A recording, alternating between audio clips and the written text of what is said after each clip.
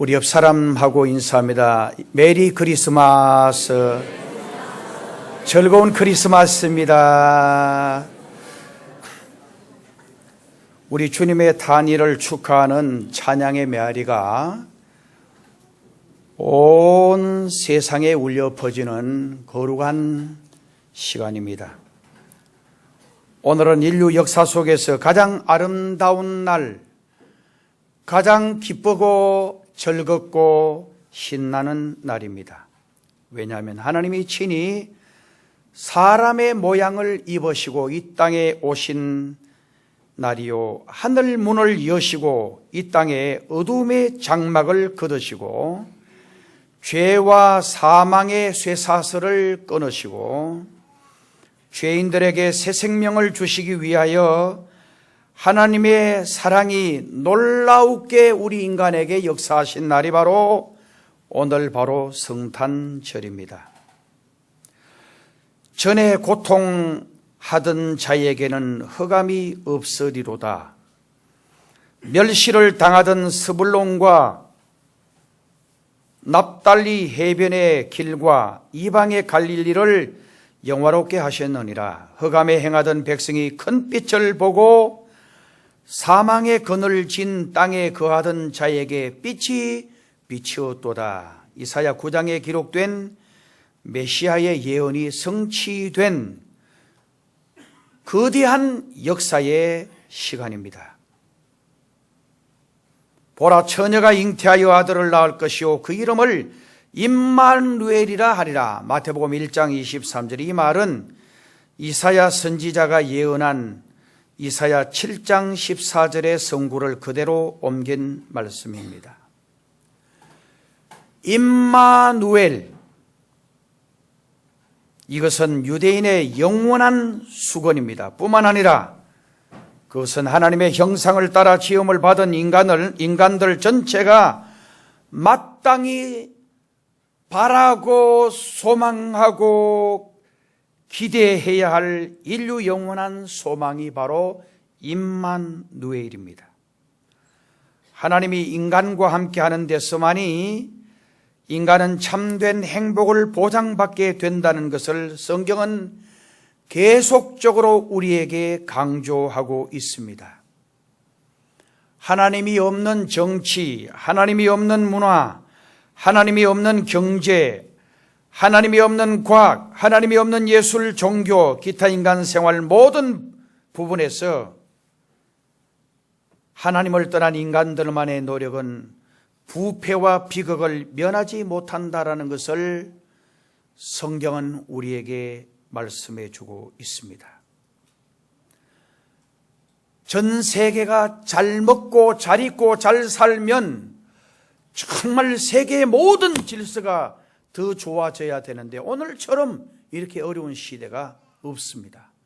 세계의 정치, 세계의 모든 문화, 예술, 심각한 바로 폭풍 전야에 있는 것처럼 그런 시대에 우리가 살아가고 있습니다.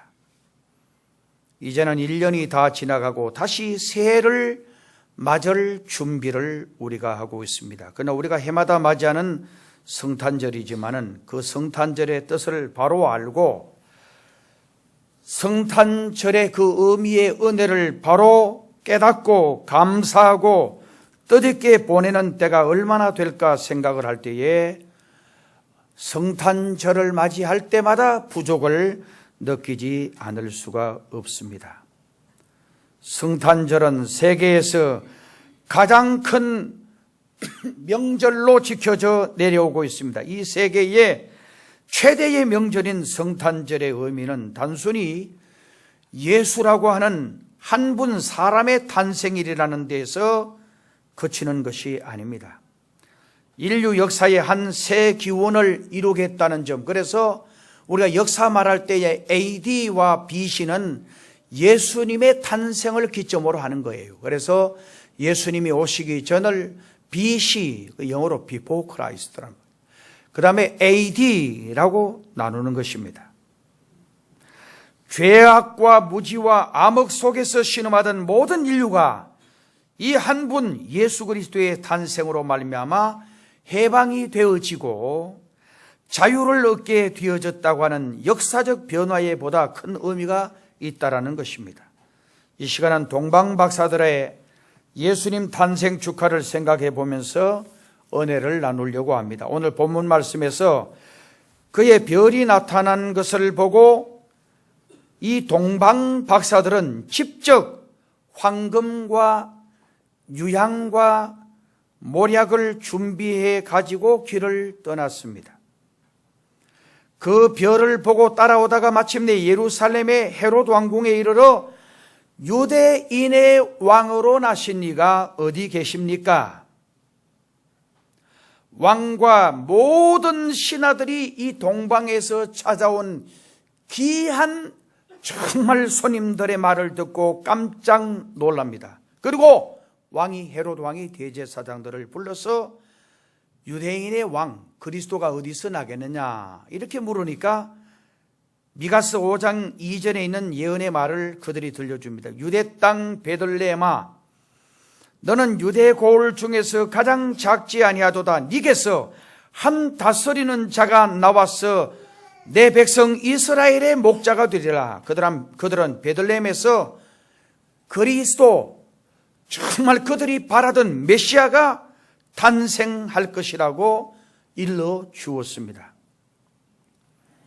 동방 박사들이 그 말을 듣고 가는데 동방에서 보던 그 별이 어느 여관의 마구간 위에 머물러 서는 것을 보고 크게 기뻐했다라고 성경은 말합니다. 그리고 그들이 가지고 온 황금과 유향과 몰약을 드리면서 엎드려 아기 예수께 경배했습니다.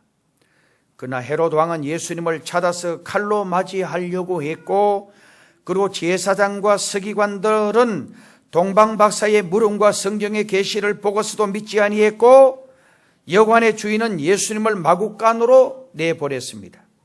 이같이 성탄절 축하 행사에도 여러 종류의 사람이 있었다라고 하는 것입니다. 뜻없는 연중 행사, 맹목적 들뜬 분위기, 도리어 상술적 목적으로 성탄을 기다리고 꾸미는 자들이 우리 주변에 많습니다. 그러면 어떻게 해서 예수님의 탄생을 진심으로 우리가 축하하고 동방 박사들은 어떻게 예수님의 성탄을 축하했는가를 생각해 보면서 우리는 성탄절의 참된 의미를 알아보아야 할 것입니다. 성탄절은 하나님이 사람의 몸을 입고 오신 날이다. 즉 하나님의 아들의 탄생이라고 하는 것입니다. 갈라디아서 4장 4절 말씀에 보면 때가 참에 하나님이 그 아들을 보내사 여자에게 나게 하시고, 요한복음 1장 14절은 말씀이 육신이 되어 우리 가운데 거하심에 우리가 그 영광을 보니 아버지의 독생자의 영광이라. 요한복음 3장 16절은 하나님이 세상을 이처럼 사랑하사 독생자를 주셨으니 이는 저를 믿는 자마다 멸망하지 아니하고 영생을 얻게 하려 하심이라. 정말 예수님이 이 땅에 오신 것은 예수님 때문에 우리 삶의 무한한 변화와 우리 삶의 무한한 가치가 생성됨을 말씀해 주고 있는 것입니다. 2000년 전 유대 땅 베들레헴에 탄생하신 예수님은 바로 하나님의 독생자의 탄생이라고 하는 말씀입니다. 그는 바로 하나님 자신의 오심입니다. 요한복음 1장 1절에서 그는 태초에 계신 말씀이시오, 그가 바로 하나님 자신이었다라고 말씀을 합니다. 바로 하나님께서 사람의 몸을 입고 오신 것입니다. 이것은 기독교 복음의 중대한 진리입니다. 우리 인간적인 방법으로 해석이 불가능합니다. 하나님이 사람의 몸을 입고 오셨다. 정말 도성인신하셨다. 하나님이 사람의 몸을 입고 이 땅에 오셨다. 임마누엘 하셨다. 놀라운 사실입니다. 그래서 우리 날은 임마누엘의 날입니다. 마태복음 1장 23절에 임마누엘 곧 하나님이 우리와 함께 하심이라고 말씀을 했습니다. 물론 하나님은 신이신 고로 무소부재하십니다. 어디든지 계시고 어디든지 소속되어 있습니다. 그러나 그 하나님은 창조주로서 또는 심판주로서 임마누엘 하십니다. 또한 우리와 동거하시기 위해서 우리 가운데 우리 주님이 찾아오신 것입니다. 그 다음에 우리의 속죄의 주로 우리 주님이 오셨습니다. 갈라디아 4장 5절에 우리 죄를 속량하셨다고 했고, 마태복음 1장 22절에 우리를 죄에서 구원하실 자라고 분명히 말씀을 하고 있습니다. 그분은 하나님과 우리 사이에 죄악으로 인하여 막힌 담을 허시기 위해서 오셨습니다. 그분은 만왕의 왕으로 오셨습니다. 마태복음 2장 2절에 유대인의 왕으로 나시니가 어디 계시냐. 마태복음 27장 11절 37절에 유대인의 왕이라 그 죄패의 기록이 되어 있었다라고 말했습니다. 그분은 만왕의 왕이시며 그분은 만주의 주가 되십니다.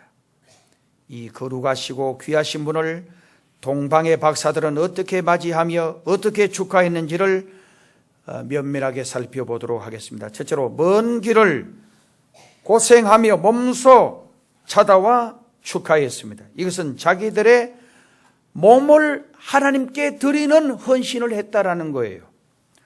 그들은 예수님의 탄생을 축하하기 위하여 대리자나 하인을 시켜서 축하장이나 예물을 전달할 수도 있었을 것입니다. 그러나 자기들이 친히 사막을 지나고 산을 넘고 강을 건너서 모진 고생을 해가면서 예수님께 찾아와 경배한 것을 볼 수가 있습니다. 여러분, 예수님을 믿고 예수님을 경배하는 일에는 대리자를 세울 수가 없습니다. 자기 몸은 안 나오고 물질만 보내는 것은 하나님 기뻐하시지 않습니다. 어떤 사람은 교회에 나오지 않으면서 나는 마음으로 예수님 믿는다라고 고백하는 그런 말을 하는 사람도 있습니다. 나는 누구보다도 예수를 잘 믿는다, 호언장담하는 것을 볼 수 있는데 그는 예수님과 거리가 먼 사람입니다. 교회에 나오지도 않고 예배 자리에 앉지도 않으면서 예수를 어떻게 잘 믿을 수가 있겠습니까? 우리는 모이는 일에 충실을 할 수 있어야 합니다. 하나님은 열심히 모이는 자를 기뻐하시고 하나님은 열심히 모이는 그들에게 놀라운 은혜를 베풀어 주십니다. 그래서 마지막 때에 모이기를 피하는 어떤 자들의 습관과 같이 하지 말고 마지막 때가 될수록 모이기를 힘쓰라. 정말 열심히 모이라는 거예요. 모이는 것이 하나님을 찬양하는 것이고 모이는 것이 하나님을 예배하는 것이에요. 예수 믿는 일, 예수님께 경배하는 일은 대리자를 세울 수가 없는 것입니다. 그래서 이 동방의 박사들은 아마 지금 이 거리가 보통 먼 거리가 아니에요. 정말 500km, 1000km가 넘는 정말 엄청난 먼 거리에서 수개월 걸어서 아마 왔을 거다, 이렇게 이야기를 하고 있는 것입니다. 그 다음에 동방 박사들은 찾아와서 경배했습니다. 예수님께 경배하려고 멀고 먼 동방으로부터 찾아온 박사들은 바로 이방인들이었습니다. 제가 주석을 찾아보니까 이 동방이 과연 어디겠느냐? 바벨론이나 그렇지 않으면은 바로 페르시아, 바벨론이나 페르시아, 요즘 치면 이라크, 이란 그쪽 지역을 말해요. 굉장히 먼 거리예요. 그때 옛날 바벨론이 정말 이스라엘을 침략해서 이스라엘 사람들을 포로로 잡아가서 정말 그 나라에서 종을 부리는데 유대인들이 노예 생활을 하면서 힘들고 어려울 때 늘 고통 중에서 신음하면서 기다리던 그들의 왕, 그들의 메시아, 야, 우리의 메시아, 정말 우리가 기다리던 그리스도가 오면은 자기들을 완벽한 평화의 왕으로 자기들을 다스리신다라고 믿고 신음하며 기다리던 그 일을 아마 이 동방의 박사들은, 야, 바로 그 메시아가 유대인들이 그렇게도 기다리던 메시아, 정말 유대인들이 그렇게도 사모하던 메시아가 바로 예루살렘 유대인들 그 지역에서 나올 거다, 이렇게 추측하고 왔을 거라는 거예요. 박사들이 예수님을 찾아와 어떤 사람인가 하고 구경한 것은 아니었습니다. 그들은 엎드려 경배했다고 했습니다. 경건한 예배자의 자세입니다. 오늘 제가 새벽에도 말씀드렸습니다마는 참된 경건이 어디에서 나오느냐? 하나님의 실존을 확실히 알고 깨닫는 자만이 참된 경건한 예배를 드릴 수 있고 참된 경건한 삶을 살 수가 있는 것입니다. 오늘날 교회에 나오는 사람들 중에서도 예수님을 성자의 한 사람으로 존경하거나 또는 교회에 구경 삼아 나오는 사람인데 이것은 다 예수님을 참으로 경배할 자격이 없는 사람들이고 진정한 그리스도인이라고 할 수가 없는 것입니다. 예수님을 참으로 나의 구주로 하나님의 아들로 믿고 경배하고 예배 드리지 않으면 하나님 앞에 예물을 드릴 자격도 없고 성탄을 축하할 자격도 없는 것입니다. 우리는 경건한 마음을 가지고 성탄을 기뻐해야 할 것입니다. 예수님을 진정으로 믿고 예배하는 자만이 성탄을 축하할 자격이 있는 것입니다. 예수님을 만나는 복은 성경을 많이 아는 지식의 사람이 아니라 하나님의 말씀을 내 마음속에 간직하고 묵상하고 믿고 의지하며 순종하는 거예요. 하나님의 말씀을 순수하게 내 삶 속에 받아들이는 것입니다.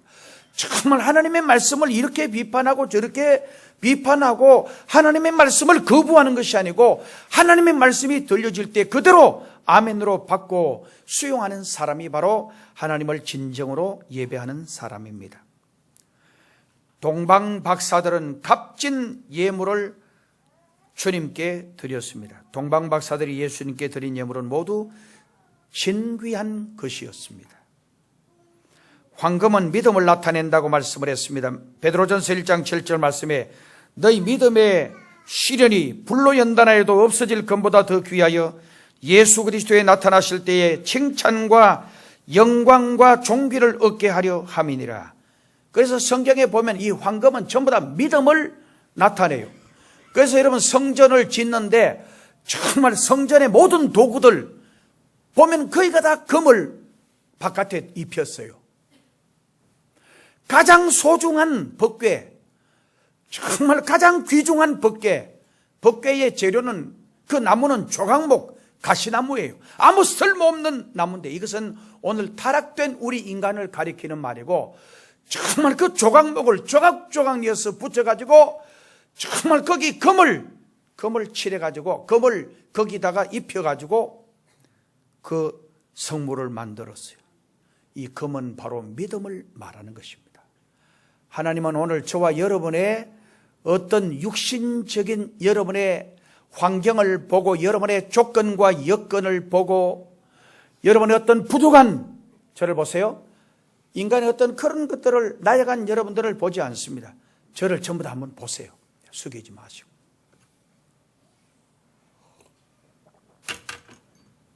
그러지만 거기다가 황금을 입혀서 이 황금은 믿음을 말해요. 하나님이 오늘 저와 여러분을 보실 때 여러분의 믿음을 보시는 거예요. 여러분이 죄성 있는 인간을 보고는 아무도 구원받을 길이 없어요. 아무도 하나님 앞에 설 자가 없어요. 우리가 하나님 앞에 정말 떳떳이 나아가는 것은 예수님의 피예요. 예수님의 피. 정말 믿음으로 하나님께 나아가는 거예요. 그 다음에 유향은 기도를 나타낸다라고 말씀을 했어요. 계시록 5장 8절에 어린 양 앞에 엎드려 각각 금은고와 향이 가득한 금 대접을 가졌으니 이 향은 성도의 기도들이라. 시편 141편 12절 말씀에 보니까 나의 기도가 주의 앞에 분향함과 같이 되며 그랬어요.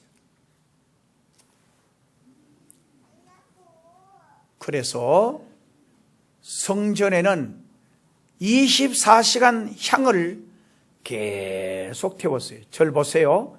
향을 계속 태웠어요. 그 향을 왜 태우느냐? 정말 24시간 그 향이 하나님께 올라가서 하나님을 기쁘시게 하는 거예요. 이 향은 기도라 그랬죠? 여러분 삶의 기도는 이 성전에 이 향을 피우는 것은 이 향 피우면 곤충들이 침범을 하지를 않아요.